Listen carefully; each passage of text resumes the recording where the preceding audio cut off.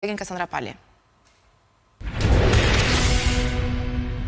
Paraqita kandidaturën time në përgjigje të thirrjes për kandidim të këtij këshilli për pozicionin e drejtuesit të prokurorisë së posaçme, sepse çmoj se plotësoj kushtet dhe kriteret e përcaktuara në ligj dhe në rregullore. Më lejoni që në mënyrë të përmbledhur të parashtroj disa aspekte të motivimit, të formimit dhe eksperiencës profesionale, si dhe të vizionit personal në kryerjen e kësaj detyre. Kandidimi im në fakt vjen si një rrjedhojë natyrshme e një eksperiencë 21 vjeçare në hetimin e çështjeve më të ndërlikuara të krimit të organizuar dhe të korrupsionit, si dhe të përkushtimit të pandërprerë ndaj zbatimit të ligjit. Gjatë gjithë karrierës sime kam qenë e bindur se funksionimi i shtetit të së drejtës mbështetet në pavarësinë, profesionalizmin, integritetin e institucioneve të drejtësisë dhe se prokuroria e posaçme përfaqëson një hallk thelbësore në këtë sistem drejtësie. Motivimi im për të kandiduar buron nga dëshira dhe ndjenja e përgjegjësisë për të kontribuar me integritet, vizion dhe vendosmëri në drejtimin e prokurorisë së posaçme.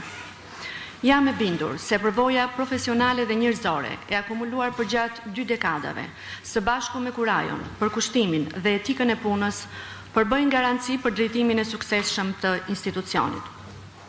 Në fakt, në këtë fazë të zhvillimit të prokurorisë posaçme, mendoj që institucioni hyn në një periudhë konsolidimi, ku roli i prokurorisë posaçme mbetet thelbësor dhe i padiskutueshëm në luftën kundër korrupsionit dhe krimit të organizuar. Ky moment në fakt kërkon një drejtim që bashkon qartësinë e vizionit, forcën e vendosmërisë dhe integritetin e pakompromis.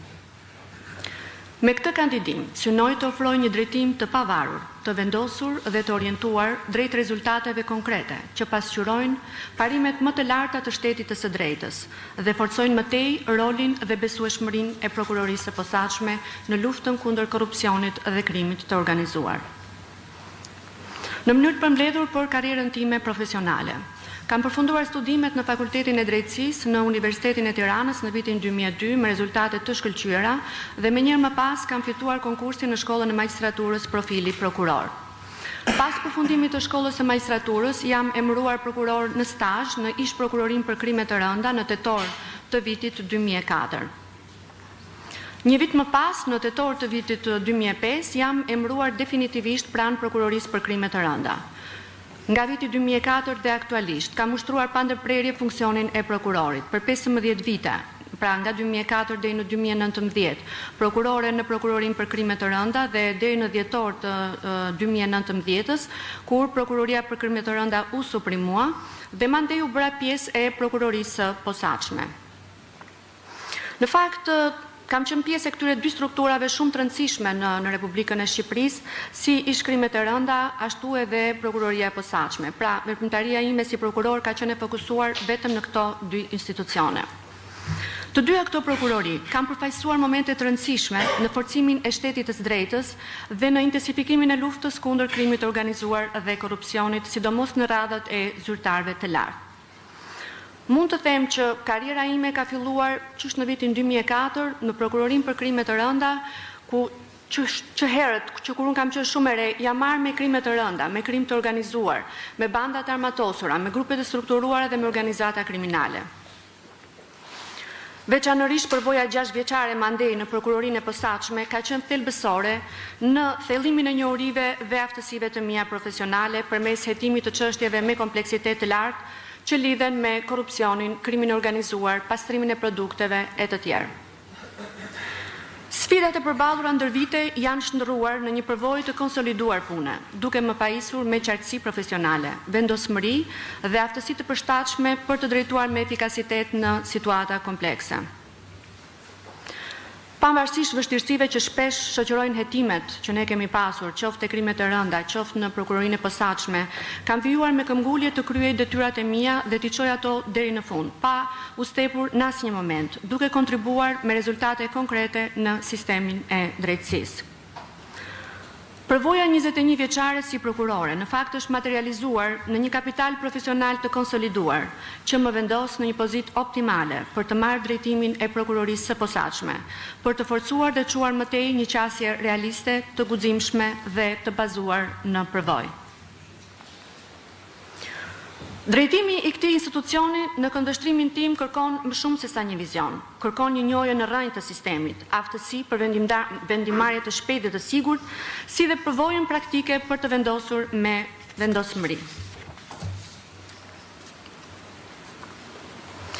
Në lidhje me eksperiencën në ndjekjen e çështjeve sensitive të korrupsionit dhe krimit të organizuar. Në fakt, së bashku me shprehjen e interesit, unë ju kam vënë në dispozicion të gjitha dosjet e mia të hetuara dhe të përfaqësuara në gjykim, të cilat dëshmojnë pikërisht për këtë kriter. Gjithsesi, në mënyrë të përmbledhur nuk do të hapem shumë sepse ju i keni ato përpara. Me grup vepra më shumë do të ndalem, kam pasur çështje të trafikut të narkotikëve. Pra qysh në vitin 2004, pjesa më e madhe e çështjeve të hetuara prej meje kanë qenë e kësaj kategorie. Mund të përmend një çështje të vitit 104 të vitit 2005, e cila ka qenë shumë sensitive. Po, e drejtë.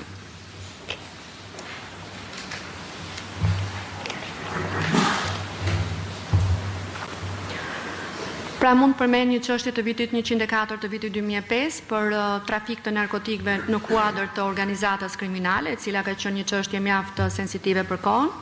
Një çështje tjetër 147 e vitit 2015 ku për herë të parë u evidentua një rast i trafikut ajror të lëndëve narkotike, ku si rezultati një pune hetimore intensive u identifikuan, u akuzuan dhe u dërguan për gjykim 7 persona, midis cilëve dhe një oficer policie gjyqësore që ndihmonte grupin, të cilët në përfundim u dënuan me vendim të formës prerë sipas akuzave të atribuara nga prokurori. Dhe një numër të tjerë çështjesh të trafikimit të cilat ua kam vënë në dispozicion, po nuk do ndalem, të cilët karakterizohen nga numri i madh i personave dhe trafiku ndërkombëtar pra me element transnacional. Hetimet në fushën e trafikimit të narkotikëve janë zhvilluar në shumicën e më të madhe të tyre përmes metodave proaktive të hetimit, të cilat janë iniciuar mbi bazën e informacioneve referuese dhe operative të verifikuara. Si rezultat i përdorimit të këtyre metodave janë identifikuar, hetuar dhe dërguar për gjykim të gjithë personat e përfshirë në rastet e trafikut të narkotikëve, të cilët më pas janë dënuar me vendime përfundimtare të formës prerë me masa relativisht të larta dënimi. Këto hetime të karakterit ndërkombëtar në fushën e narkotikëve kanë forcuar dhe konsoliduar aftësinë time profesionale për të menaxhuar çështje komplekse dhe për të arritur rezultate konkrete në një nga segmentet më sfiduese të krimit të organizuar. Në fakt, lufta kundër trafikut të narkotikëve sot është bërë një prioritet global e në këtë këndvështrim kërkon një bashkëpunim të gjerë ndër institucional dhe ndërkombëtar, si dhe qasjet avancuara hetimore të cilat unë kam pasur mundësinë t'i aplikoj qysh në fillim të karrierës sime. Një grup tjetër të veprash penale të hetuara prej meje është trafikimi i qenieve njerëzore. Kam treguar një përkushtim të veçantë në hetimin e këtyre lloj veprave penale, për vetë natyrën që ato kanë, të cilat cënojnë nderin dhe dinjitetin e një qenie njerëzore të viktimës në rastin konkret. Kam veçuar të shkëpus dy raste, rasti 113-2017, një rast tipik trafikimi me 2 viktima dhe procedimi 2 vitit 2010 po ashtu me 2 viktima, ku karakteristike këtyre procedimeve ka qenë se kam bashkëpunuar ngushtë me autoritetet franceze dhe italiane, pasi viktimat shpesh shfrytëzoheshin jo vetëm në Shqipëri, por dhe jashtë territorit të Republikës së Shqipërisë.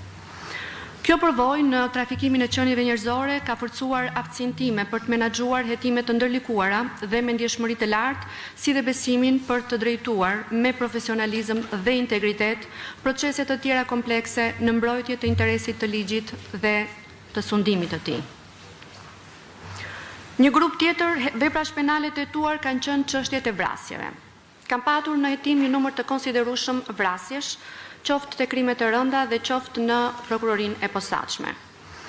Vrasjet kanë qenë për motive të ndryshme, vrasje për motive familjare, vrasje për shkak të cilësive të veçanta të viktimës, vrasje në rrethana të tjera cilësuese, vrasje për interes, për hakmarrje apo për gjakmarrje. Unë i kam paraqitur këtë raste pranë jush dhe nuk mendoj që të ndalem, është procedimi penal 79/2011 për vrasje ndaj një funksionari të forcave operacionale të policisë, po ashtu është procedimi 130 dhe 129 vrasje për gjakmarrje, të cilat kanë qenë në fakt çështje shumë sensitive për atë kohë. Pas vitit 2014 dhe ndryshimeve ligjore që pësuan lëndën e prokurorisë për krime të rënda, kam pasur mundësi të hetoj dhe të përfaqësoj në gjykim çështje penale të korrupsionit aktiv dhe pasiv të funksionarëve të drejtësisë parashikuar nga neni 319 dhe 319 i kodit penal. Konkretisht mund të përmend procedimi penal 359 i vitit 2016 ndaj 6 të pandeurve, ku njëri nga të pandeurët ka qenë një ish gjyqtar i akuzuar dhe i dënuar me vendim të formës prerë për veprën penale të korrupsionit pasiv të gjyqtarëve. Po ashtu mund të përmend procedimin penal 135 i vitit 2016, po ashtu ndaj një ish gjyqtari i akuzuar dhe i dënuar me vendim të formës prerë për veprën penale të korrupsionit pasiv të gjyqtarëve. Procedimi penal numër 8 i vitit 2019 ndaj 3 pandeurve, ku një nga të pandeurit ka qenë një ish prokuror, po ashtu i akuzuar dhe i dënuar me vendim të formës prerë për veprën penale të korrupsionit pasiv të prokurorëve. Në fakt, për të thënë vërtetën, hetimi i çështjeve penale që përfshin funksionarët të sistemit të drejtësisë tregon një besueshmëri profesionale. Dëshmon për menaxhimin e çështjeve të ndjeshme dhe angazhim të palëkundur ndaj parimit të barazisë përpara ligjit. Po ashtu dëshmon balancën mbi vendosmërinë në hetim dhe ndjeshmërinë që kërkon trajtimi i rasteve të tilla, të cilat prekin vetë sistemin e drejtësisë. Këto çështje reflektojnë bindjen profesionale se asnjë funksionar publik, pavarësisht detyrës apo statusit të tyre, nuk qëndron mbi ligjin dhe se zbatimi barabartë i ligjit është themeli mbi cilin ndërtohet procesi i rregullt ligjor dhe shteti i së drejtës. Për të kaluar tek prokuroria e posaçme, kam hetuar një sër çështjesh veçanërisht sensitive dhe me kompleksitet të lartë, ku ndër më të spikaturat, shkurtimisht nuk do zgjatem shumë, procedimi penal numër 209 i vitit 2020, i cili ka qenë për vrasje me paramendim për aktmarrje dhe vrasje në rrethana të tjera të cilësuese të kryera në bashkëpunim të posaçëm, ato të grupit të strukturuar kriminal ndaj 3 të pandeurve, të cilët janë dënuar me vendim të formës prerë me burgim të përjetshëm. Çështja penale numër 150 e vitit 2021 dhe 148 e vitit 2022, ku në të dy këto çështje në fakt janë lidhur marrëveshje bashkëpunimi me bashkëpunëtorë të drejtësisë, të cilët kanë qenë një armë shumë e fortë për zbardhjen e gjithë veprimtarisë kriminale dhe të identifikimit të gjithë personave të përfshirë në këto ngjarje kriminale.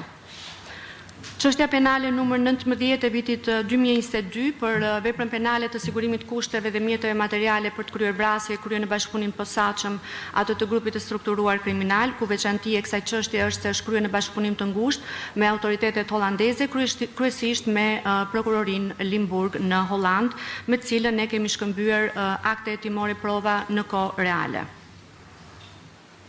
Këto çështje në fakt janë të përfunduara të gjitha me vendim të formës prerë, të cilat kanë konfirmuar akuzat e ngritura nga prokurori. Madje në çështjen e parë që unë përmenda 209/2020, ku pandeurit janë dënuar me vendim me burgim të përjetshëm, edhe pas një ndryshimi, një pushimi të pjesëshëm të një akuze nga gjykata e posaçme e shkallës parë, pas ankimit të prokurorit, apeli vendosi sipas akuzave të atribuara nga prokurori.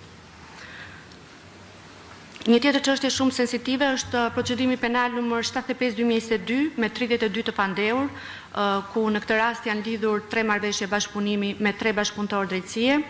Në këtë çështje, si rezultat i të dhënave të përftuara nga bashkëpunëtorët e drejtësisë, të cilat sigurisht janë harmonizuar me gjitha provat e tjera të grumbulluara nga ana jon që në fazën më të hershme, sepse sigurisht që të bësh një bashkëpunëtor drejtësie duhet fillimisht të verifikosh ato thënjet e tij, që ti të bindesh që ai po tregon pa rezerva dhe të japësh pastaj statusin e bashkëpunëtorit të drejtësisë. Kështu që në këtë kontekst, këto deklarime të marra nga bashkëpunëtorët e drejtësisë, po sigurisht harmonizuara dhe me provat e tjera të grumbulluara gjatë hetimit, bën që të zbuloheshin një sër ngjarjesh të rënda kriminale, si vrasje, vjedhje me armë, sigurim të kushteve dhe mjete materiale për të kryer vrasje dhe korrupsion pasiv në radhët e zyrtarëve publik. Ishin një sër çështjesh të cilat janë bashkuar dhe ishin pezulluar ndërkohë ndër prokuroritë e jurisdiksioneve të veçanta, të cilat më pas u bashkuan me procedimin MAM 75/2022. Unë them që kjo është një ndër çështjet më komplekse të prokurorisë së posaçme, se brenda një çështje janë disa ngjarje kriminale, të cilat e bëjnë shumë komplekse dhe të vështirë hetimin e kësaj çështje penale. Çështja penale numër 82 e vitit 2021 për veprën penale të shkeljes së barazisë së pjesëmarrësve në tender, që ka qenë ndaj një ish-kryetar bashkie dhe bashkëpunëtorëve të tij, e cila po ashtu ka përfunduar me vendim të formës së prerë. Procedimi penal 60 i vitit 2024 për veprën penale korrupsion aktiv dhe pasiv në zgjedhje, i cili tashmë është në fazën e gjykimit. Së fundi, unë në fakt nuk e kam paraqitur në platformë për shkak se çështja ishte ende e padërguar në gjykim dhe konsideroj fazë timi paraprak, është procedimi penal 75 fraksion 9 i vitit 2022 me 33 pandeur, i cili është dërguar në gjykat dhe që ka të bëjë me veprat penale të vrasjes me pagesë, pastrim të produkteve të veprës penale, sigurim të kushteve dhe mjete materiale për të kryer vrasje, të kryera këto në bashkëpunim të posaçëm në formën më të lartë të bashkëpunimit atë të organizatës kriminale. Pra deri më sot, ky është rasti i parë që ka shkuar për gjykim për organizatë kriminale dhe po ashtu njërisi në kuadër të këtij procedimi është se është proceduar me sekuestrimin e kriptomonedave në vlerën $10 milion, të cilat në fakt ne patëm një problematik se si t'i ruanim sepse nuk ishim një portofol, po arritëm që fal bashkëpunimit me autoritetet e huaja, t'i ruanim në një shtet tjetër nëpërmjet kërkesës për ndihmë juridike.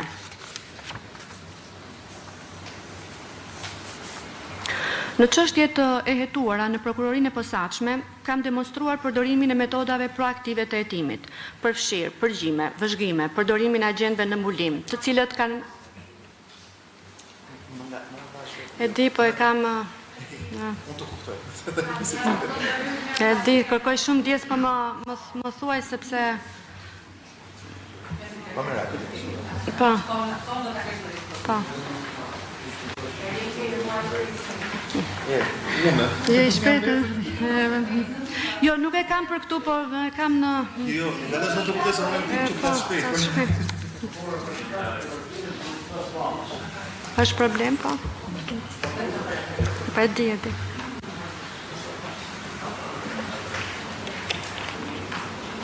Kur lexojmë konkluzionet përfundimtare, na duhet në njërë të nxitojmë edhe... Po. Ato shpejtoni edhe... Jo, në gjykim. Në gjykim. Atëhere, në këtë çështje kam demonstruar përdorimin e metodave proaktive të hetimit, përfshirë përgjime, vëzhgime, përdorim të agjentëve në mbulim, të cilët kanë rezultuar jashtëzakonisht efikas në dokumentimin e veprimtarisë kriminale dhe njëkohësisht identifikimin e gjithë personave të përfshirë në këto rrjete kriminale. Paralelisht me hetimet penale, po ashtu kam zbatuar me sukses dispozitat e ligjit 1092 datë 3/12/2009 për parandalimin dhe goditjen e krimit organizuar, korrupsionit, trafikimit dhe krimeve të tjera nëpërmjet masave parandaluese kundër pasurisë, apo siç ne e quajmë ndryshe ligji antimafia. Janë kryer në këtë raste veprime hetimore për identifikimin, sekuestrimin dhe konfiskimin e aseteve me origjinë kriminale. Mund të përmend në këtë kuadër që vetëm në një rast është arritur të sekuestrohet dhe të konfiskohet vlera prej 3.4 milion euro dhe po ashtu në rastin që unë përmenda më sipër në procedimi 75 fraksion 9 janë sekuestruar kriptomoneda në vlerën $10 milion. Po ashtu në kuadër të proceseve penale janë kryer paralelisht dhe hetime pasurore dhe në kuadër të procedimit 75 që unë kam depozituar pranë jush, janë njësër kërkesash për konfiskim në kuadër të ligjit antimafia të dërguar në gjykim për konfiskimin e pasurive të subjektëve të proceduar në kuadër të procesit penal.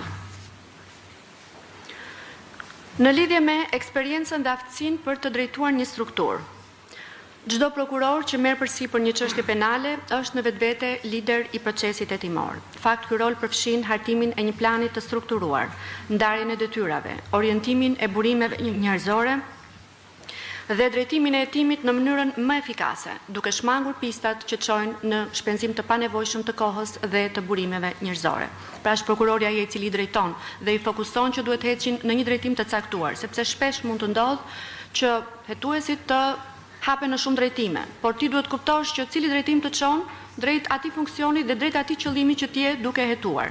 Dhe kjo është shumë e rëndësishme roli i prokurorit që të drejtojë skuadrën hetimore që ai ka në dispozicion. Në këtë kuadër, prokurori udhëheq oficerët e policisë gjyqësore, hetuesit, specialistët e përfshirë në hetim, duke i bërë ata pjesë të një procesi të koordinuar, të disiplinuar dhe të fokusuar në rezultate konkrete dhe eficiente.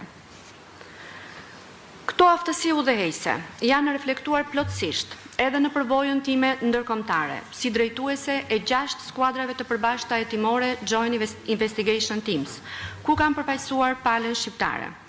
Drejtimi i një skuadre të tillë kërkon qartësi strategjike, planifikim të detajuar, si dhe aftësi për të bashkëpunuar me partnerët ndërkombëtar, sigurisht duke respektuar standardet procedurale ligjore të dy sistemeve të autoriteteve bashkëpunuese. Po ashtu njohja dhe përdorimi i 3 gjuhëve të huaja, anglisht, frëngjisht dhe italisht, më ka mundësuar komunikim të drejtë për drejtë me autoritetet e huaja në kuadër të bashkëpunimit të ndërkombëtar, sidomos në rastet kur ke për të bashkëvepruar dhe për të kryer veprime në terren, të cilat kërkojnë komunikime menjëhershme, të cilat duhet t'i vendosësh së bashku me drejtuesin e skuadrës tjetër. Ky dimension i drejtimit, si në nivel kombëtar, ashtu edhe ndërkombëtar, dëshmon se prokurori nuk është thjesht një zbatues i ligjit, por ai është një lider strategjik që udhëheq një proces kompleks, ku bashkohet vizioni, koordinimi, fryma e ekipit dhe përgjegjësia për rezultatet. Këto përvoja që citova më sipër më kanë pajisur me aftësi të qarta drejtuese, vendimarrje të balancuar dhe përgjegjësi të plotë në çështjet me dimension ndërkombëtar, duke siguruar rezultate konkrete në hetimin e çështjeve me karakter transnacional. Në lidhje me eksperiencën në hartimin dhe miratimin e rregullave administrative. Përvoja ime shumëvjeçare në zbatimin e ligjit dhe në drejtimin e procedurave hetimore më ka pajisur me aftësitë e nevojshme për të kontribuar në përgatitjen dhe miratimin e akteve të brendshme që rregullojnë funksionimin institucional dhe standardizimin e procedurave hetimore. Kam qenë bashkëautore dhe kontribuese në botimin e UNODC-s të punimit zhbllokimi i pandëshkueshmërisë së trafikantëve dhe mbështetja e drejtësisë për viktimat. Analizë e rasteve të trafikimit të personave në Republikën e Shqipërisë botuar në prill të vitit 2022.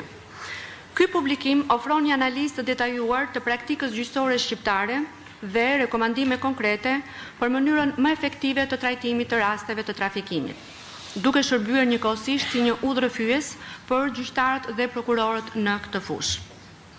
Gjithashtu, kam kontribuar si eksperte pranë OSBE-s në zhvillimin e një metodologjie trajnimi simulues mbi identifikimin, referimin dhe mbrojtjen e viktimave të trafikimit, si dhe mbi hetimin proaktiv të rasteve të trafikimit të qenieve njerëzore. Kam qenë po ashtu e angazhuar si eksperte dhe lehtësuese pranë shkollës së magjistraturës në kuadër të programit të trajnimit vazhdues të magjistratëve, duke ndarë përvojën time dhe duke kontribuar në ngritjen e kapaciteteve profesionale të sistemit. Këto përvoja dëshmojnë se angazhimi im profesional nuk është kufizuar vetëm në hetimin e çështjeve penale, por gjithashtu është zgjeruar drejt përmirësimit të standardeve ligjore, metodologjike dhe institucionale, duke kontribuar në këtë mënyrë në forcimin e kapaciteteve institucionale, në rritjen e transparencës dhe përmirësimin e cilësisë së hetimeve. Në lidhje me eksperiencën për çështjet të cilat kanë marrë vëmendje të lartë publike dhe ndërveprim me median. Gjatë ushtrimit të detyrës si prokurore, kam hetuar çështje me ndjeshmëri dhe vëmendje të lartë publike, ku media ka luajtur një rol të rëndësishëm në pasqyrimin e zhvillimeve hetimore dhe gjyqësore. Në përputhje me rregullat që rregullojnë komunikimin institucional, në prokurorinë e posaçme funksionon koordinatori për marrëdhënien me media. Në cilësinë e prokurores së çështjes, kam përgatitur dhe përcjell për informim të dhënat për ecurinë e hetimeve dhe rezultatet e arritura, gjithmonë duke respektuar kufitë e sekretit hetimor dhe integritetin e procesit penal. Ndër çështjet që ka marrë vëmendje të veçantë publike dhe mediatike, veçanërisht për shkak të peshës së tyre kriminale dhe ndjeshmërisë shoqërore, përfshihen procedimi penal 75/2022 me 32 të pandehur. Në këtë rast është zhvilluar gjithashtu dhe një konferencë për shtyp, ku kam qenë dhe unë e pranishme dhe jemi përgjigjur pyetjeve dhe interesimit të mediave rreth kësaj ngjarje, e cila ngjalli një interes shumë të madh në opinion dhe në media.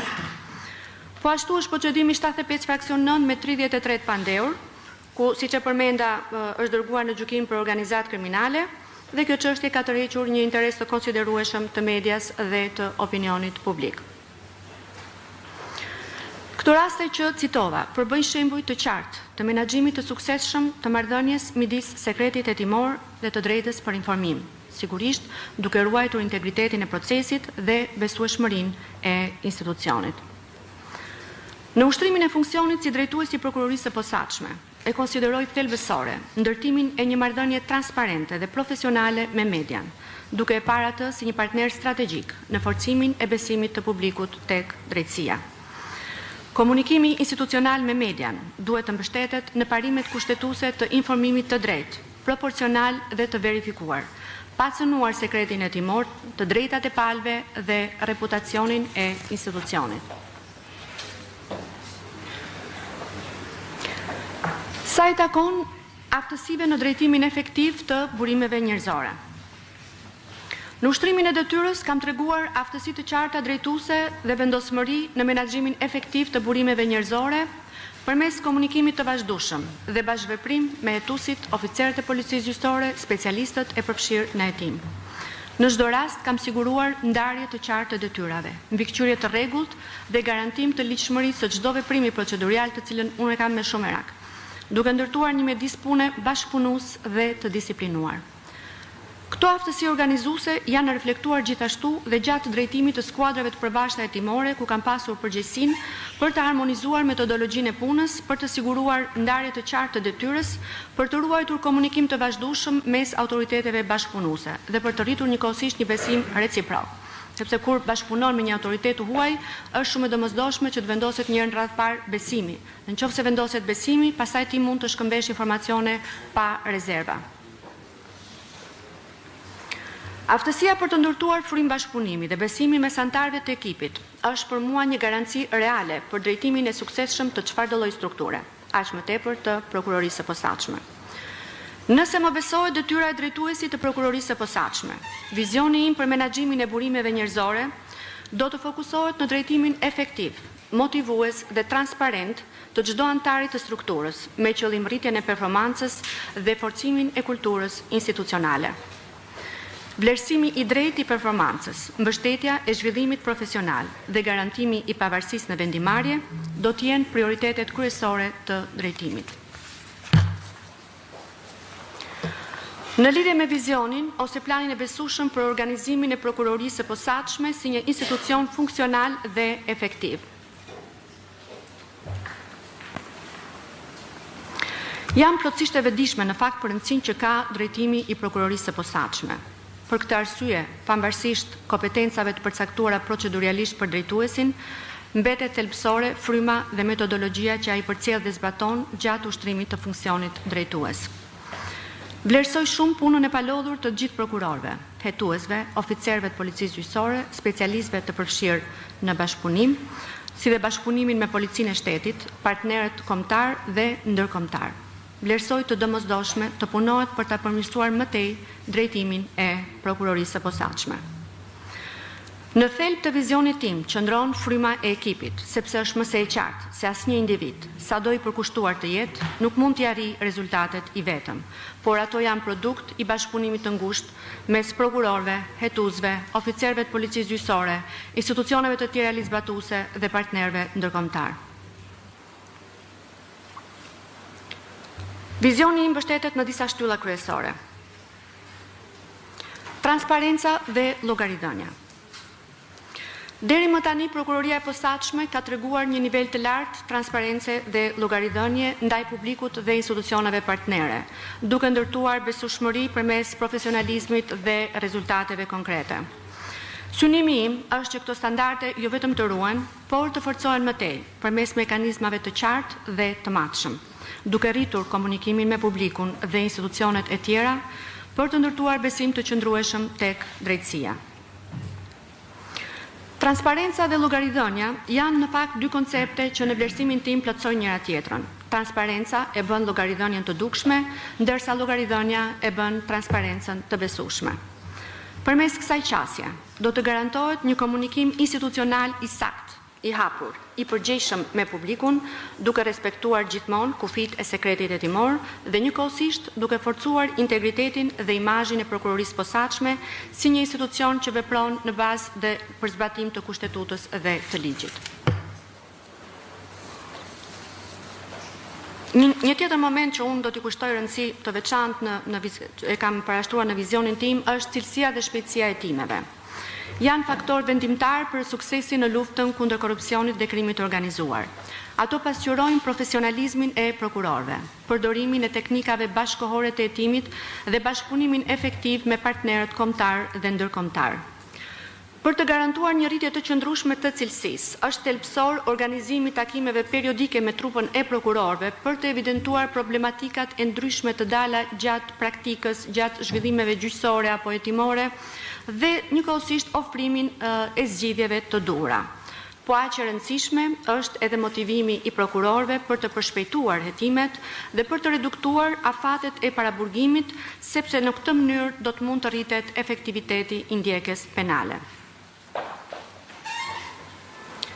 Menaxhimi i burimeve njerëzore mbetet një nga sfidat kryesore të prokurorisë së posaçme, sepse aktualisht ngarkesa e prokurorëve të posaçëm është relativisht e lartë, edhe për shkak të kompleksitetit të çështjeve.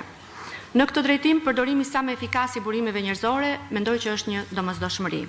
Prioritet do të ketë ndarja e qartë e përgjegjësive, motivimi i ekipit, zhvillimi i vazhdueshëm profesional i prokurorëve, oficerëve, hetuesve të BK-s përmes trajnimeve të specializuara dhe shkëmbimeve të përvojës. Po ashtu, do të synohet një shpërndarje e drejtë dhe e balancuar e dosjeve ndërmjet prokurorëve, duke marrë parasysh jo vetëm dosjet që ata kanë në hetim, por njëkohësisht dhe numrin e çështjeve që ato përfaqësojnë në gjykim. Kjo në këndvështrimin sepse në prokurorinë e posaçme ka një, sidomos krimi organizuar, ka çështje të cilat shkojnë pothuajse 100% me gjykim normal. Dhe çështjet e krimit të organizuar që shkojnë me gjykimin normal, i bie që gjatë gjithë javës një prokuror që ka të paktën 2 çështje, të cilat shkojnë me gjykim normal, ai është i angazhuar pothuajse gjithkohës vetëm në gjykim. Dhe nuk i ngelet koha për të bërë hetimin dhe për të ndjekur, të bërë liderin e hetimit. Në këtë këndvështrim mendoj që duhet parë dhe kjo pikë për të parë çështjet që janë në gjykim, ngarkesën e gjykimit, qofshin këto penale apo pasurore, krahas atyre të hetimit që të bëhet një balancim dhe një ndarje e drejtë e ngarkesës midis prokurorëve. Kjo çështje mendoj që do të ndihmojë në shmangjen e mbingarkesës, në rritjen e efikasitetit dhe në përmirësinë e cilësisë së hetimeve dhe të përfaqësimit në gjykim. Njëkohësisht, do të ndërmerren masa konkrete për forcimin e kontrollit të prokurorëve mbi punën e oficerëve të policisë gjyqësore dhe hetuesve përmes vendosjes së standardeve të qarta të llogaridhënies dhe të vlerësimit të performancës. Sigurisht që mendoj kjo do të garantojë rritjen e efektivitetit e hetimeve, përmirësimin e cilësisë së produktit hetimor dhe forcimin e besueshmërisë së publikut ndaj institucionit në tërësi. Bashkëpunimi ndërinstitucional dhe ndërkombëtar. Prokuroria e posaçme do të vijojë dhe do të thellojë bashkëpunimin ndërinstitucional dhe ndërkombëtar duke forcuar protokollet e përbashkëta të punës, duke rritur shkëmbimet e informacionit dhe duke përdorur më gjerë ekipet e përbashkëta hetimore. Përmes trajnimeve të ndërsjella, teknologjisë moderne të komunikimit dhe mekanizmave të vlerësimit të efektivitetit, ky bashkëpunim do të përmirësohet vazhdimisht, duke garantuar hetime cilësore dhe duke afrimuar pozitën e prokurorisë së posaçme si një aktor i besueshëm dhe aktiv në luftën kundër korrupsionit dhe krimit të organizuar, si brenda vendit ashtu edhe në arenën ndërkombëtare. Një tjetër pikë e rëndësishme mendoj që është rritja e numrit të procedimeve të nisura kryesisht. Është një nga elementet më vendimtar për garantimin e efektivitetit të prokurorisë së posaçme në luftën kundër korrupsionit dhe krimit të organizuar, shtimi i numrit të hetimeve të nisura kryesisht.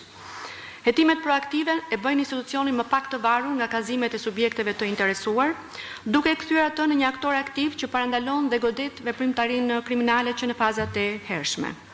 Për të arritur këtë objektiv në bashkëpunim të ngushtë me drejtorin e Byros Kombëtare të Hetimit, mendoj të ndërmerren hapa për krijimin e një sistemi të posaçëm të analizës dhe të vlerësimit të riskut, i cili do të shërbejë për mbledhjen, analizimin dhe sintetizimin e të dhënave që vijnë nga agjencitë e tjera ligjbatuese, si dhe nga hetimet dhe rezultatet e vetë strukturës. Ky sistem do të ketë për qëllim identifikimin në kohë të fenomeneve me potencial kriminal, si dhe reduktimin e rrisqeve për sigurinë publike dhe ekonomike. Po ashtu ky mekanizëm përveç se rrit efikasitetin e hetimeve, përbën edhe një hap konkret në përmbushjen e kërkesave të VKM-s numër 736/2023 për miratimin e udhërrëfyesit për shtetin e së drejtës, si dhe në përgjigje të rekomandimeve të partnerëve ndërkombëtar për forcimin e kapaciteteve analitike dhe parandaluese të SPAK-ut. Me qëllim përmirësimin e efikasitetit dhe realizimin në mënyrë të plotë të hetimeve proaktive, është e domosdoshme vënia në funksion e seksionit të përgjimit parandalues, të ngritur pranë Byros Kombëtare të Hetimit, në zbatim të ligjit 96/2017 për disa shtesa dhe ndryshime në ligjin 9157/4/2003 për përgjimin e komunikimeve elektronike. Ky seksion aktualisht nuk është ende funksional për shkak të mungesës së infrastrukturës nevojshme teknike dhe fizike. Me përfundimin e ndërtimit të godinës së re të Byros Kombëtare të Hetimit, do të mundësohet edhe krijimi i infrastrukturës së nevojshme për vënien në funksion të këtij seksioni, i cili do të ketë një rol vendimtar në realizimin e përgjimeve parandaluese dhe proaktive, duke rritur ndjeshëm cilësinë dhe efikasitetin e prokurorisë së posaçme. Në fokusin tim po ashtu do të jetë rritja e nxitjes së hetimeve financiare. Me këto i referohem hetimeve të kryera në bazë të ligjit 1092 apo ligji antimafia, që të kryen paralelisht së bashku me hetimet penale. Kjo qasje mbështetet në fakt në përvojën tashmë të konsoliduar të prokurorisë së posaçme të zhvillimit paralelisht të hetimit financiar së bashku me hetimin penal. Një qasje e tillë siguron jo vetëm ndjekjen penale të autorëve, pra ndëshkimin penal të tyre, por edhe goditjen e bazës ekonomike të veprimtarisë kriminale, duke rritur efikasitetin dhe qëndrueshmërinë e rezultateve të arritura. Shtimi i rasteve të gjurmimit të produkteve të veprës penale. Kësa i referohem shtimit të numrit të sekuestrimeve dhe konfiskimeve në kuadër të procesit penal, apo si që i themi ndryshe sekuestro preventive. Pra duhet i kushtojmë më shumë vëmendje, pavarësisht se kemi pasur një rritje të konsiderueshëm të numrit të sekuestro preventive në kuadër të procesit penal, dhe kjo është një pikë synim tjetër për të çuar akoma më përpara. Kjo qasje do të shtrihet edhe në rastet kur asetet tentohen të tjetërsohen apo të kalohen tek persona të tretë me qëllim shmangjen e masave ndëshkuese, duke siguruar kështu efektivitet real në goditjen e përfitimeve ekonomike të krimit dhe në forcimin e mekanizmave rikuperues të aseteve.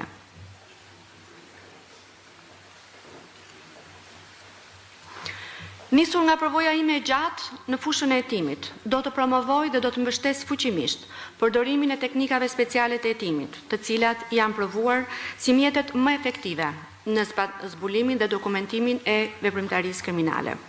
Rritja e aplikimit të këtyre metodave do të shërbej jo vetëm për rritjen e cilësisë dhe efikasitetit të hetimeve, por dhe në përmbushjen e pritshmërive të larta ndaj këtij institucioni. Fakt ne kemi konstatuar që nuk është një lloj si një hetim i cili fillon me një informacion, me një kallëzim të një subjekti të caktuar dhe një hetim i cili fillohet me metoda proaktive, i cili të jep ty mundësinë që të identifikosh gjithë zinxhirin, si lindi ideja, si u zhvillua, cilët persona bashkëpunuan, pra kjo të jep një panoramë të plotë të ngjarjes të cilën ti do ta hetosh. Një pikë shumë e rëndësishme, mendoj, është drejt fundit, po jo e fundit për nga rëndësia, garantimi i mbrojtjes së të drejtave të njeriut. Mendoj që është një nga shtyllat kryesore edhe të rekomandimeve ndërkombëtare, të cilat theksojnë domosdoshmërinë e masave konkrete nga organet e prokurorisë për të zhvilluar sjellje dhe qasje në përputhje me standardet më të larta. Këto rekomandime marrin një vlerë akoma më të rëndësishme në kushtet kur Shqipëria ndodhet në procesin e integrimit evropian, ku parafrimi me praktikat më të mira është vendimtar. Sidomos në lidhje me respektimin e të drejtave të subjekteve në procesin penal. Mbrojtja e të drejtave të njeriut nuk është vetëm një detyrim ligjor. Mbrojtja e të drejtave të njeriut është një tregues i nivelit të civilizimit dhe profesionalizmit të institucioneve të drejtësisë. Në këtë drejtim, prokuroria e posaçme do të vijojë dhe do të zbatojë në praktik standardet më të larta ndërkombëtare, duke garantuar që çdo hetim dhe çdo vendimarrje të respektojë dinjitetin dhe të drejtat themelore të individit dhe të palëve në proces.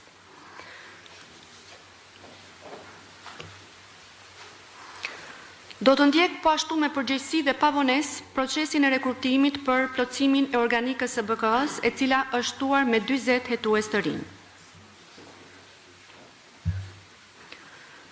Përfundimi sa më i shpejt dhe cilësor i këtij procesi do të ketë një ndikim të padiskutueshëm në përshpejtimin e hetimeve dhe në finalizimin e tyre në një kohë sa më të shkurtër, duke rritur ndjeshëm kapacitetet operacionale të institucionit.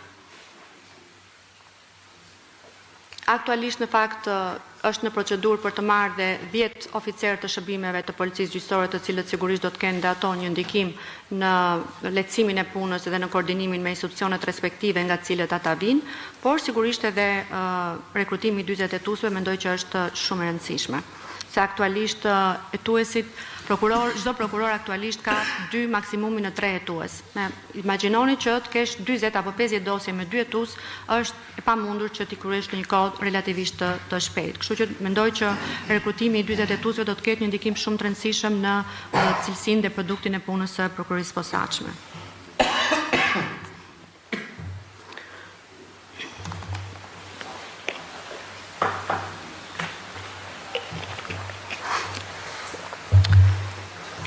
Në lidhje me imazhin tim publik si prokuror. Gjatë karrierës sime nuk jam shquar për protagonizëm, por jam shquar për rezultate konkrete, si në hetime, ashtu edhe në gjykime. Në raportimet mediatike dhe në perceptimin publik, vlerësoj se jam vlerësuar si një prokurore korrekte, e vendosur, e paanshme dhe qëndrueshme përballë sfidave më të vështira. Cilësi këto që përbëjnë bazën e profesionalizmit dhe integritetit tim. Besoj fort se prokurori flet përmes punës së tij dhe se vlerësimi më i drejtë matet me cilësinë e hetimeve, me seriozitetin e përfaqësimit në gjykim dhe me vendimet gjyqësore të formës prerë, të cilat konfirmojnë akuzat e ngritura nga prokurori. Autoriteti i një prokurori nuk besoj që imponohet, por fitohet me vendosmëri, qëndrueshmëri dhe rezultate që flasin vetë. Kjo ka qenë dhe mbetet mënyra ime e vetme për të shërbyer drejtësisë së vendit tim dhe për të punuar me integritet moral dhe profesional. Në përfundim, dëshiroj të theksoj se nëse më besohet drejtimi i prokurorisë së posaçme, unë do ta kthej këtë besim në vendimarrje të bazuara në ligj dhe në rezultate që forcojnë besimin e qytetarëve tek drejtësia. Sepse betimi im kur emërova prokurore në prokurorinë e posaçme, se do t'i qëndroj kurdoherë besnik kushtetutës së Republikës së Shqipërisë, ligjeve në fuqi dhe do të respektoj rregullat e etikës profesionale, ka qenë dhe do të mbetet udhërofyesi im në çdo vendimarrje dhe në çdo hap të karrierës sime. Ky ishte prezantimi në mënyrë përmbledhur. Faleminderit. Faleminderit dhe juve. Tani shërave antarëve nëse kanë pyetje. Po, zoti Gërmej. Përshëndetje zënë prokuror, faleminderit për prezantimin tuaj. Pavarësisht shpejtësisë ishte shumë i qartë dhe shumë i përmbledhur. Gjithashtu duhet t'ju falenderoj, siç falenderova edhe kandidatin tjetër paraardhës për iniciativën për të kandiduar. Unë doja të bëj një pyetje. Më bëri përshtypje që një nga pikat e vizionit tuaj ose një nga shtyllat e vizionit tuaj, për nis nga fundi, kishte të bënte me garantimin e mbrojtjes së drejtave të njeriu. Duke e konsideruar një nga shtyllat kryesore. Për më tepër që e thatë jo për garancia, po pavarësisht që ishte nga pika. Atëherë, unë dua të di që në vizionin tuaj keni parashikuar në një mekanizëm, ndërtimin e një mekanizmi për të monitoruar respektimin e këtyre drejtave njeriu në fazën hetimore. Pra, gjatë fazës hetimore punës prokurorëve. Po. Keni parashikuar në një mekanizëm të tillë për ta monitoruar këtë respektim drejtave njeriu si standard shumë i rëndësishëm. Po. Dhe nëse po, si e perceptoni aplikimin e tij? Pra që tjetë funksionale dhe tjetë i shërbej realisht respektimit drejtave njeriu. Faleminderit. Faleminderit zoti Gërmenyi. Fakt, unë e përmenda që kjo është shumë rëndësishme çështja e respektimit të drejtave të njeriut, mbetet një ndër sfidat që ne vijojmë, sepse është një proces i cili vazhdimisht përmirësohet, vazhdimisht ne kemi standarde të reja ndërkombëtare, vazhdimisht dalin vendime të cilat ne jemi të detyruar t'i updatojmë dhe t'i aplikojmë në përditshmërinë tonë. Dhe jo pa qëllim unë përmenda në platformën time afat hetimor dhe afat paraburgim. Pra, pika e parë që mendoj që do fokusohem nëse do t'jem drejtues, do t'jetë pikërisht që nëse bashku me trupën e prokurorëve të kemi mbledhje dhe konsulta lidhur me këtë pikë. Pra, duhet tashmë është një periudhë konsolidimi. Duhet që t'japim shumë rëndësi afatit e hetimeve, një afat sa më i shpejt, pra jo në afatet maksimale të paraburgimit apo të hetimeve, por duhet që këto afate të minimizohen aq sa është e mundur, sepse vërtet çështjet janë komplekse. Por aq sa është e mundur, ne duhet t'i minimizojmë. Sa i takon në fakt sot zoti dosjes është prokurori dhe është ai që e përcakton se sa do ta çojë këtë afat, nëse do ta zgjasë afatin apo nuk do ta zgjasë afatin, dhe ne dim shumë mirë se drejtuesi i prokurorisë posaçme nuk mund t'i thotë prokurorit që mos e zgjat, unë nuk lejoj që të zgjasësh afatin apo unë nuk lejoj që të zgjasësh qoftë paraburgimin apo hetimin.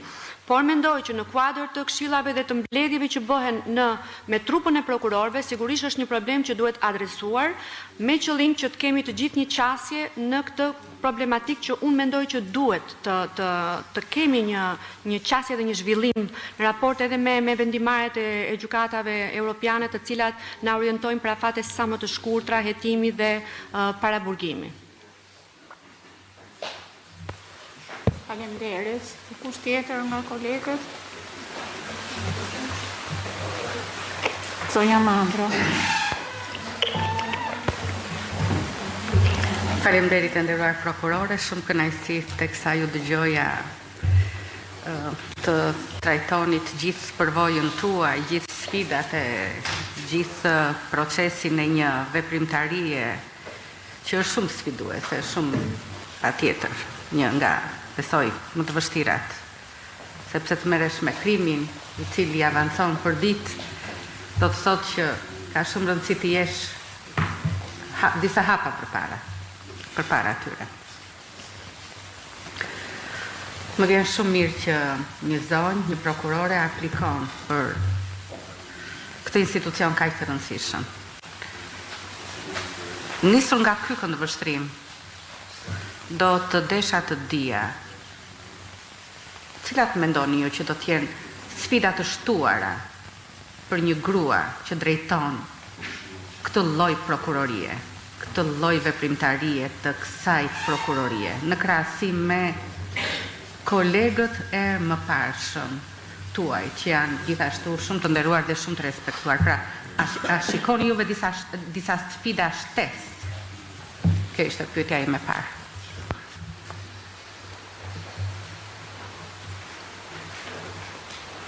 Përgjigjem tani apo? Po përgjigjem më mirë, po.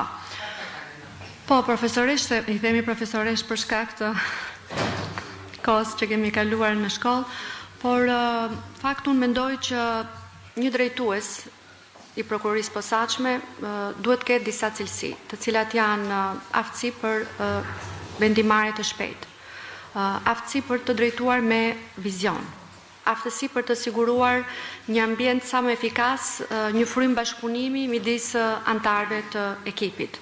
Aftësi për t'i bërë ballë presioneve të mundshme, cilat mund të jenë çfarëdo lloj presioni, i brendshëm, i jashtëm, nuk ka rëndësi. Dhe të gjitha këto që unë citova, nuk shoh që ndonjëra prej tyre të lidhet me gjinin.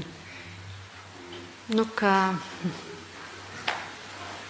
Faleminderit shumë. Në fakt nuk duhet të ndikohet nga fakti nëse je një burr apo një grua. Nëse juve do të ishit në ditën tuaj të parë të punës, a keni juve një bilanc të atyre që janë përvojat e dy drejtuesve të mëparshëm, për të thënë që unë do të ndjek modelin e zotit Kraja në këto drejtime dhe të zotit Dumani në këto drejtime? Pra, cilat do të evidentonit ju nga dy drejtuesit e mëparshëm si pikat e tyre të forta dhe cilat do të ishin ato aspekte të cilat juve nuk do të dëshironit? Më vjen shumë keq që e bëj këtë pyetje, po e bëra edhe për kolegun para jush. Që ti aplikonit në këtë lloj veprimtarie me rëndësi edhe menaxheriale, po edhe përtej. Në këndvështrimin tim, të bësh një krahasim midis dy drejtuesve, të cilët kanë qenë në periudha të ndryshme, është e vështirë ta bësh. Sepse ju ha ose ju heq merita kot, po them. Pse them këtë? Sepse Zoti Kraja ka qenë në momentin e fillimit të prokurorisë së posaçme, ku gjërat ende nuk ishin bërë funksionale. Ka qenë shumë e vështirë momenti i fillimit, ne nuk kemi pasur as godin, pra ne kaluam tek gjykata, derisa u kryuan punime që ne të kishim kushte në institucionin ku ne sot punojmë, nuk ishim akoma hetuesit, pra ishte një situatë shumë e vështirë për të punuar. Pastaj ishte periudha e Covidit, pra nuk ka krahasim referuar, sepse që të bësh një krahasim duhet të kesh kushtet njëjta, ideale dhe të thuash ky ishte kështu, ky ishte ashtu. Në mua nuk ishin kushtet të njëjta. Gjithsecili në kushtet që ka pasur, ka bërë maksimumin e vet. Si Zoti Kraja, unë vlerësoj dhe Zotin Kraja dhe Zotin Domani, për kushtet që kanë pasur, kanë bërë maksimumin e vet. Nuk mund të arrit të bëj një, për mua do të ishte e padrejtë, dhe padrejtësitë nuk i toleroj në veprimtarinë time. Për të dalë te vetja ime pastaj. Asnjëherë, e them sinqerisht këtë, që kur kam qenë në shkollë, e vogël, në fakultet, në magjistraturë, në punë, asnjëherë nuk e krahasoj veten time me një person tjetër. Kur? Nuk e kam të në motivin, në personalitetin tim. Unë bëj atë që unë mund të bëj. Pastaj nëse kjo është më e mirë apo më e keqe nga një person tjetër, nuk e vlerësoj unë. Unë bëj të mirën time, bëj maksimumin tim. Po asnjëherë nuk krahasohem, e kam bërë unë si ky, do ta bëj unë si ky, nuk jam në këtë këndvështrim unë personalisht.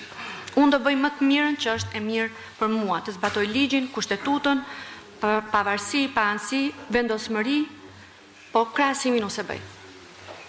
Sepse kam karakteristikat e mia, personalitetin tim, figurën time. Ju falenderoj dhe për këtë përgjigje. Unë kam qenë pedagoge të drejtës romake edhe e të drejtës familjare përpara se të vija si profesoresh, si pedagoge në shkollën e magjistraturës dhe si trajnuese. Dhe në të drejtën romake, pedagogu, mësuesi ka një status të veçantë, madje kur është edhe në kushtet e skllavërisë, ish studenti i vet, nxënësi i vet, ka edhe të drejtën të çlirojë atë nga skllavëria.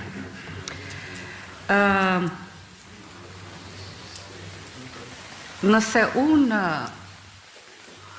unë personalisht do të vija tek ju dhe do të kërkoja favore që lidheshin me veten time, me Arta Mandron, për çështje në të cilat unë jam e implikuar, edhe kam një status të veçantë, patjetër se kam qenë pedagogja juaj. Po. Si do më trajtonit ju mua? Tani favorin do e kërkonit kundrejt shpërblimit apo ja?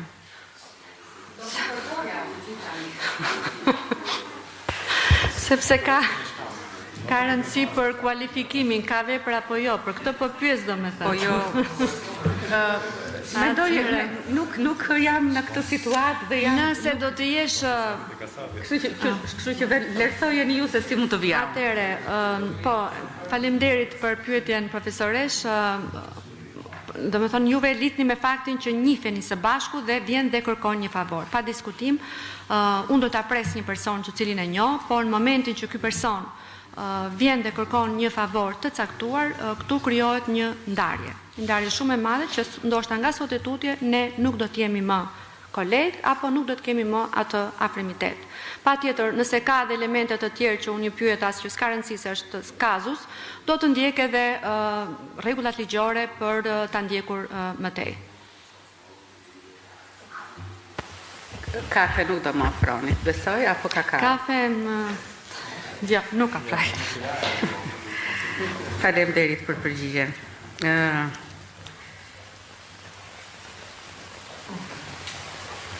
Në këtë fazë të re që hynë, besoj që juve e thatë me shumë të drejtë që se cili nga drejtuesit ka funksionuar në një moment të caktuar. Ka patur misione të veçanta për të përmbushur. Cili është vizioni juaj në lidhje me ato që konsiderohen si mangësi apo si çështje, le të themi që duhet të eci një hasë, duhet të krijoj një hop cilësor. Pa përsëritur ato që thatë. Mendoj një problematik që mund të jetë krijuar pikërisht për shkak të, unë thash, të mungesës hetuesve, ne kemi një pamjaftueshmëri hetuesish, ka çështje të mbartura, apo backlogu që i themi ne, dhe jemi në një fazë që jemi duke punuar për këtë çështje për të bërë të pamundurën që të heqim çështjet e mbartura, sepse të ecën përpara të vinë çështje me dinamizëm, çështje të cilat kërkojnë investimin tënd maksimal dhe në një farë mënyrë ti le të themi lë pasdore ato çështje të vjetra të cilat i shikon si pa perspektivë, dhe dhënia e kohës një çështje pa perspektivë, duke pasur një çështje në zhvillim e sipër që mund të sjellë rezultatet menjëhershme, nuk është shumë efektive. Kështu që në këtë këndvështrim është shumë e rëndësishme çështjet e mbartura, është mesoj një problematikë e hasur ndër vite dhe duhet jepet një zgjidhje. Mendoj me atë që unë paraqita në platformë për 40 hetuesit e rinj, mendoj që do ketë një shtysë shumë të rëndësishme në këtë kuadër. Dhe po ashtu raportet midis drejtorit dhe drejtuesit prokurisë posaçme që pa diskutim mendoj që do të jenë në lartësinë e dur. Edhe një pyetje të fundit, po vlerësoni vetë përgjigje. Kur që ka stimuluar më shumë në këtë aplikim? Familja ime. Faleminderit. Dikush tjetër nga kolegët, po zonja Lisa. Tani, jo vetëm për koherencë, gjë që unë kam një gjë shumë të pëlqyer, po në vijim edhe të asaj që zonja Mandro tha dhe të po edhe përgjigjes tuaj. Unë do thoja, me qënë se ju nuk pranuat, po themi, të jepnit një opinion mbi drejtuesit e mëparshëm, mbi të farat a kishën bërë mirë ose keq, po më së shumti, unë do të riformuloja pyetjen në një këndvështrim tjetër. Cilat karakteristika të secilit pozitive ju keni vlerësuar më shumë tek njëri dhe te tjetri? Dhe që të bëj së bashku me një pyetje të dytë, çfarë do të zgjidhni ju, cilat mendoni ju që do jetë një karakteristikë thelbësore juaja që do t'ju përfaqësojë nëse ju do merrni votbesimin e këtij këshilli sot? Po. Unë mendoj që të dy drejtuesit në fakt kanë pasur një komunikim efektiv me prokurorët dhe me stafin, sigurisht duke i nxitur ata ajsa ata munden për të ecur përpara me çështje të cilat mund të ishin në fazën e përfundimit të tyre. Këto besoj e kanë patur të dy. Sigurisht në kohën e Zotit Dumani pati shumë çështje të cilat ishin pjekur ndërkohë, sepse prandaj thash është efekti kohë. Çështjet këtu zgjasin shumë. Ti nuk mundesh një çështje regjistron sot dhe përfundon për 5 muaj, ndonjëherë është e pamundur. Pra çështja mund të dojë 2 vjet dhe 3 vjet për të krijuar të gjitha kushtet në mënyrë që ti të konkludosh, të mbledhësh provat, të analizosh dhe në fund të shkosh drejt kualifikimit të veprës penale, drejt një personi të caktuar. Kështu që koha është shumë e rëndësishme në këtë këndvështrim. Dhe në kohën e prokurorit Altin Domani, mendoj që pati çështje të cilat evoluan shumë dhe ai pati dhe guximin që t'i çonte përpara këto dosje. Sigurisht mendoj që karakteristika ime gjatë nëse do të jem drejtues është që jam një njeri i pavarur, i vendosur. Jam shumë komunikues, mendoj që kam element shumë të fortë komunikimin me kolegët, brenda stafit, cilësi këto që mendoj janë shumë të domosdoshme për drejtuesin. Dhe po ashtu presioneve jam mësuar t'i bëj ballë, sepse thash që kam filluar shumë herët në këtë prokurori te krimet të rënda që pothuajse ka qenë e ngjajshme me prokurinë e posaçme dhe më është bërë si përditshmëri. Pra, nuk është që fillova sot në prokurinë e posaçme me presionet, po i kemi pasur herët këtë. Dhe kam të aftësi, kështu që mendoj që i kam cilësitë e duhura. Faleminderit. Pyetje tjetër e zauruar gjatë kësaj përgjigje që kishte të bënte me faktin që si ju do silleshit nëse do jeni në një presion të caktuar, të çfarë do lloj forme. Besoj që ju e zauruat me këtë përgjigje. Një pyetje tjetër është ju thatë që keni filluar që në fillim, domethënë përvoja juaj në ndryshim nga kandidatët e tjerë ndoshta me ndonjë ngjashme, kene filluar direkt në atë strukturë që ka qenë përpara SPAK-ut edhe që ka qenë Prokuroria e Kremave të Rënda. Dhe më pas, natyrshëm, kene ardhur në Prokurorinë SPAK. Cilën do të quani ty përpara qenies në SPAK, pra, në përvojën tuaj të mëparshme, një prej çështjeve më të rëndësishme natyrisht, kur e quaj të tillë, është një çështje që ka marrë një zgjidhje përfundimtare nga gjykata dhe kë mund të konsideroni ju çështjen më të suksesshme tuaj, përpara se sa të atashoheshit në strukturën e SPAK-ut. Tani, unë mendoj që suksesi një prokurori nuk matet me suksesin e një dosje, këndvështrimi im. Pra, ti mund të kesh një dosje super të suksesshme, po mund të kesh 30 dosje që ti dështon. Dhe unë vlerësoj që një prokuror matet në tërsinë e performancës së tij, jo me një dosje. Sepse ai mund të dështojë në një dosje dhe prapë është një prokuror shumë i mirë, shumë profesional, shumë i zotit. Mund të ketë sukses në një dosje, po prapë është i dështuar në dosje të tjera. Për mua suksesi i një prokurori matet me performancën që ai ka, me qasjen që ai ka në hetimin e një dosje, me qasjen që ai ka me kolegët, me stafët, me oficerët, me hetusit, si ai komportohet me ta, si ai ndan detyrat, sa përgjegjësi mban ai vet dhe sa përgjegjësi i jep oficerit. Nuk kemi parë në praktik raste që prokuror nuk mbajnë ngarkesë, ja japin hetusit komplet ngarkesën dhe thotë bëre ti se bëra unë. Pra, prokurori për mua duhet jetë ai që udhëheq dhe cakton ato pritshmërit e hetimit. Pra, një prokuror duhet të jetë i vendosur, i guximshëm, të ketë qasje drejt parimeve më të larta të shtetit të së drejtës, të respektojë subjektet në procesin penal, të kthejë përgjigje palëve, të cilët kërkojnë gjatë hetimit në mënyrë të vazhdueshme. Kam kërkesë për këtë. Nëse ti nuk i kthen përgjigje, mendoj që nuk je një prokuror i suksesshëm, pavarësisht se ke pasur një çështje super të suksesshme. Pra mendoj që është shumë dimensionale figura e prokurorit, e cila duhet të jetë në të gjitha këndvështrimet shumë i drejtë, shumë i saktë që të quhet i suksesshëm. Një pyetje të fundit kisha unë. Në fjalën tuaj ju përcaktuat renditet një sër prioritetesh që mund të keni nëse do të zgjidheni drejtuese asaj strukture. Edhe ajo që më ri përshtypje është që përdorët disa herë fjalën frym, pra fryma. Në kuadër të gjithës kësaj, të gjithë prioriteteve dhe të kësaj frymës, cilin konsideroni jo prioritetin bazë tuaj nëse do të zgjidheni drejtuese e asaj strukture? Pra, cili do të jetë prioriteti bazë? Prioriteti bazë? Atëre, baza për mua do të jetë korrupsioni në radhët e zyrtarëve të lartë, i shoqëruar gjithmonë me hetimin financiar pasuror. Sepse asnjëherë, nëse ti lufton korrupsionin pa luftuar anën financiare, pra sekuestrot, konfiskimet, mendoj që nuk kemi arritur suksesin e duhur në këtë luftë. Është e vështirë në fakt të vendosës prioritete, sepse duket sikur lë pas dore pjesë të tjera, por që ato do vinë pastaj paralelisht së bashku. Faleminderit, unë nuk kam. Faleminderit.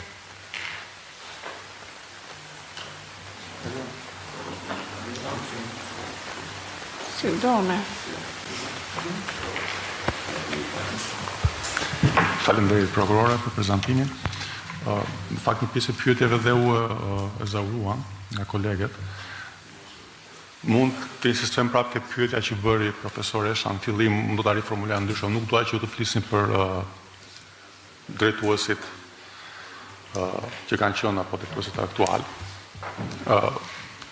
Ajo që unë do të di nga ju, cilat praktika ju folët në fillim fare për konsolidimin e institucionit. Pra cilat praktika ju do i ruani e do konsolidoni dhe cilat praktika do i ndryshoni. Për çfarë si do sillni ju në drejtimin e institucionit. Po. Flasim për praktika institucionale, jo sjellje personale të drejtuesve. Po. Praktikat institucionale, mendoj që ato që duhen përçuar, unë e përmenda pak edhe tek prezantimi im, është krijuar një frym tashmë në prokurorinë e posaçme të zhvillimit të hetimit financiar paralel me hetimin penal. Kjo është shumë e rëndësishme. Po sido që tjetë, nuk është që zbatohet në 100%, le të themi, në mënyrë absolute. Kështu që mendoj që kjo do të vijoj të ekzistojë sigurisht duke u përmirësuar. Pra, duke futur frymën që kjo duhet bëhet një rregull bazë tashmë, sepse vetëm nëpërmjet goditjes edhe të hetimit financiar dhe të pasurive me origjinë kriminale, ti mund të arrish suksesin në luftën kundër korrupsionit dhe krimit të organizuar për cilin ne jemi aty. Po ashtu, fryma e bashkëpunimit është shumë e rëndësishme të përçohet dhe të vijojë. Duhet jetë shumë e rëndësishme. Pra ne aty duhet jemi me një frymë që të punojmë me komoditet, me kolegë, me hetus, me oficer, me specialist, në mënyrë që puna të eci. Se unë e thash, një drejtues sa do të punojë, nuk është puna e drejtuesit rezultati final. Ajo është e pamundur, edhe me kohë, edhe efekt, është tërësisht e pamundur. Gjithë puna bëhet nga prokurorët aty. Pastaj sigurisht drejtuesi është ai i cili motivon, jep frymë, nëse një prokuror ka nevojë për ndihmë dhe i thotë më duhet një oficer shtesë, drejtuesi ja jep, ose mund të futet edhe vetë që ta ndihmoj, apo ta fusin në një skuadër prokurorësh të japi dhe 2 prokurorë të tjerë në rast se ka presione të shumta për të, le të themi, për të shpërndarë presionin. Por këtu ngelet kompetenca e drejtuesit të prokurorisë, në këndvështrimin tim. Ju gjithashtu thatë, nëse ju kuptova drejt në përgjigjen që i dhatë zonjës Riza, se prioriteti politikës penale të institucionit është lufta kundër korrupsionit në vitet e ardhshme. Kam kuptuar drejt apo? Një ndër, sepse e thashë shumë e vështirë. Okej, nëse ju duhet të prioritizonit mes luftës kundër korrupsionit dhe luftës kundër krimit organizuar, cila do të ishte prioriteti numër 1? Është pyetje shumë trike kjo, është shumë e vështirë, sepse krimi organizuar dhe korrupsioni janë 2 pikat bazë në cilat ne kemi lëndën për të hetuar. Dhe në qoftë se ne themi që po japim prioritet vetëm korrupsionit dhe po lëmë... Nuk po them që të merremi vetëm me këtë. Mendoj që duhet të ecim paralelisht. Paralelisht, sepse nuk mundet që të lëm pas dore një krim të organizuar, një vrasje që është duke kryer dhe një korrupsion, nuk kjo është shumë e vështirë për të bërë. Pastaj ne jemi të ndarë në seksione dhe seksioni i krimit të organizuar dhe korrupsionit, gjithsecili prej tyre lufton në lëmën e fushës vet. Pra, të korrupsionit apo të krimit të organizuar. Po shumë e vështirë që të thuash që unë do i vë prioritet kësaj apo asaj, sepse i bie që ti të lësh pas dore çështje të cilat janë shumë të rëndësishme. E kuptova. Në këtë kontekst, supozojmë që jeni drejtuesi i strukturës dhe është në hetim një zyrtar i lartë, një pyetje që ja bëra dhe kolegut para jush. Dhe ju vinë këshilla, sinjale për të, si thash, rishikuar ritmin e hetimit të asaj çështje. Pa dashur të influencorë, pa ndikim tek prokurori i çështjes. Por ju vën theksin ke fakti që hetimi i asaj çështje mund të prek stabilitetin e vendit. Dhe ju keni një rol. Ne dim që flitet gjithandej për Republikën e prokurorëve dhe rolin që ata kanë. Ju si drejtues institucionit, doni përballë kësaj dileme, ruajtjes stabilitetit të vendit, apo pavarësisht se prokurorit i cili ka në dorë hetimin e çështjes, nuk po themi fatin e zyrtarit. Çfarë do bëni ju si drejtues institucionit përballë këtyre këshillave?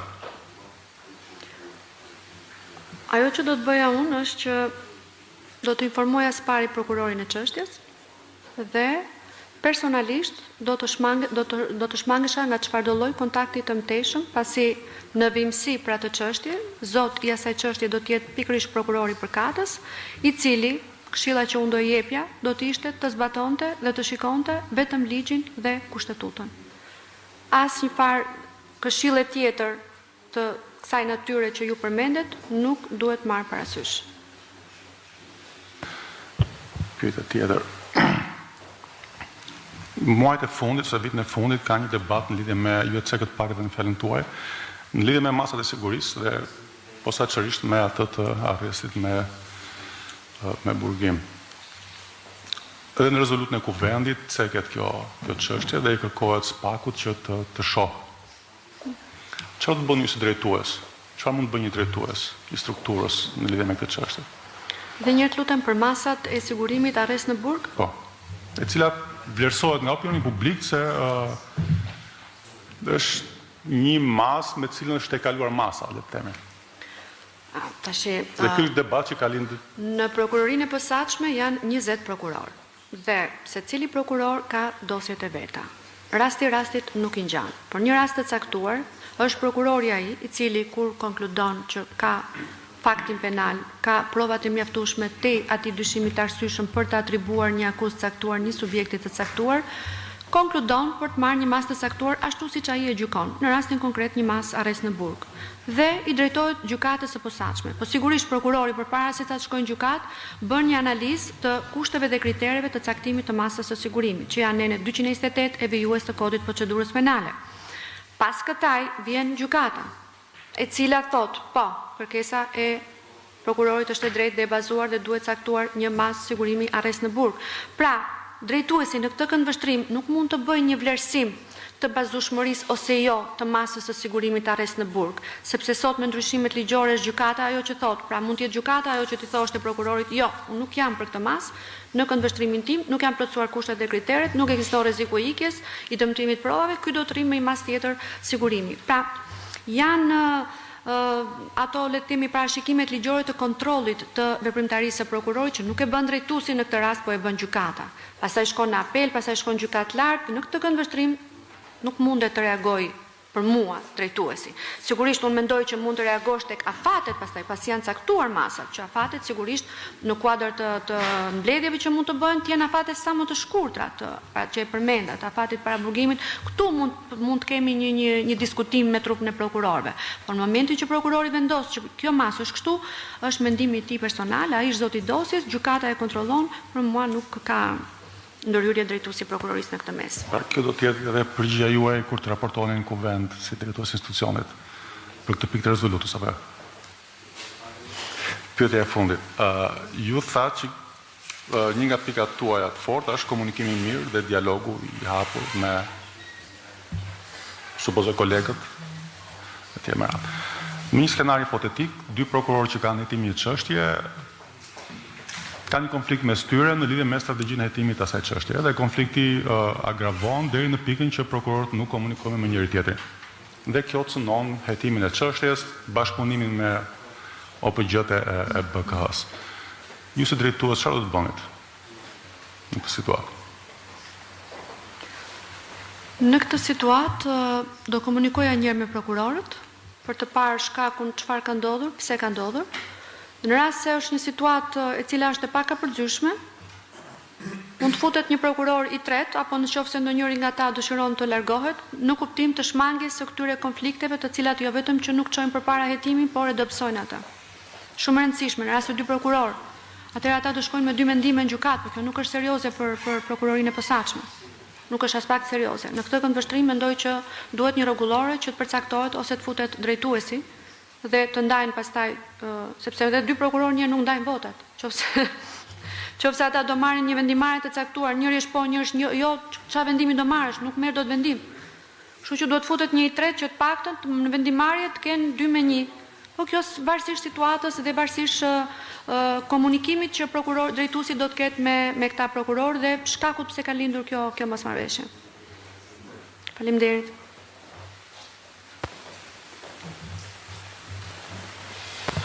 Përshëndetje prokurore, unë kam 3 pyetje.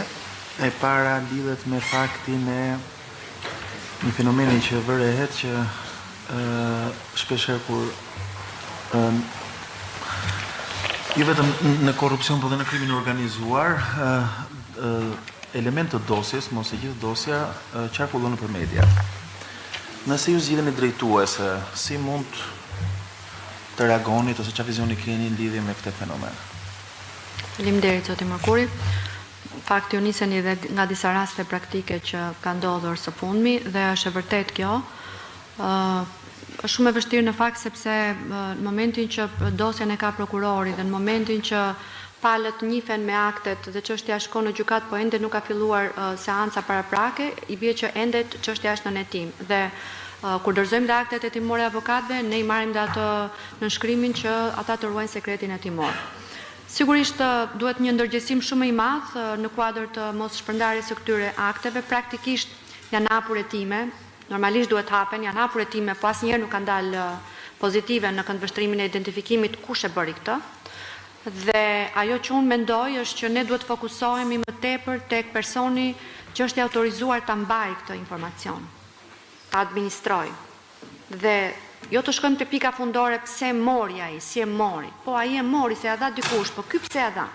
Pra, në këndvështrimin tim, përgjegjësia më e madhe dhe hetimi duhet fokusuar te personat që kanë atë informacion në ruajtje.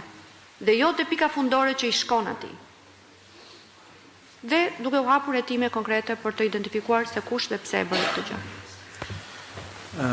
Faleminderit. E dyta, në lidhje me vendimarrjet e gjykatës kushtetuese të këtij viti që kanë prekur dhe le të themi procesin që ndjek prokuroria e posaçme në hetimin e saj, unë po i them termin prova elektronike, pra mënyra e administrimit të një aparati telefonik celular, e një kompjuteri të këtyre profesioneve të lira, në disa raste ka qenë me sekuestrim pasurive të paluajtshme. Si do përpiqeshit ose si do çfarë vizion do kishit që trupa e prokurorëve të prokurisë posaçme të ndiqte këto precedent po standarde? Faleminderit, është një pyetje në fakt shumë interesante që pas ndaljes së vendimeve të gjykatës kushtetuese ne jemi le të themi kemi marrë masa që t'i lexojmë dhe të sigurisht t'i reflektojmë ato në vendimarrjet tona. Është e padiskutueshme që vendimet e gjykatave më të larta, aq më tepër ajo e gjykatës kushtetuese, janë vendime të cilat janë të detyrueshme dhe ne duhet t'i reflektojmë në vijim gjatë veprimtarisë tonë hetimore. E fundit, mund të jetë personale, kështu që mos përgjigjeni, për marrë shkas që ju keni shkruar dhe në platformën tuaj, që jeni në mbrojtje, në Komisionit Posaçëm. Nuk e thash, po, ma the ti tani. Jo, në platformë është. Po pra, po nuk e përmenda unë të... Jo, citova platformën, një që përmendët ju. Si ka ndikuar në cilësinë e jetës tuaj, në familjes tuaj, flas jeta jo publike, zyrtare, jeta private, nëse doni përgjigje. Dhe njërë të lutem? Pra, kjo veprimtaria juaj si prokuror, krimet e rënda, prokurorie e posaçme, fakti në mbrojtje dhe si ka ndikuar ose si mendoni se ka ndikuar në jetën tuaj familjare, të vetë personave që në familjen tuaj, po dhe vetë tuaj në cilësinë e jetës, nëse doni të përgjigjen sepse është pyetje personale. Kuptoj.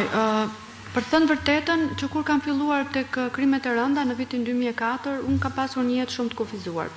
Të vetë kufizuar më saktë, sepse kuptohet që ti ketë bësh me elemente, atëherë ishte krimi rënd, krimi organizuar dhe patjetër mund të bësh objekt sulmi dhe gjithsecili prej prokurorëve merr përsipër kur futet aty që nuk do të ketë më një jetë siç e ka pasur.